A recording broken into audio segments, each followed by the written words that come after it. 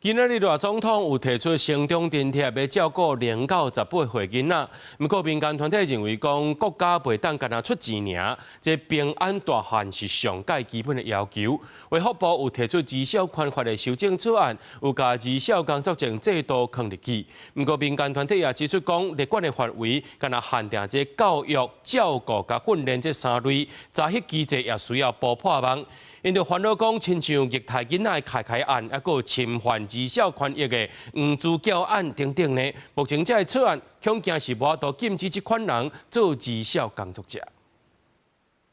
虐待囡仔也是侵害績效權益的代誌，是非常常聽到。衛福部有提出績效寬發修正草案，甲民間倡議的績效工作證制度概念放入去，要來管理離校工作者。不過制度連司法起人指出，草案在列管範圍排除對象的制度，也真需要補破網。親像藝人黃子佼在社群網站買績效性影像，但是落尾是以告自罰去判刑的，未來恐驚也會當做甲績效相關的工作。言語治療師、性侵自閉兒童，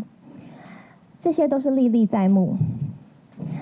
依照現在的草案，這些有專業執照的人都不需要透過兒童工作證制度的審核，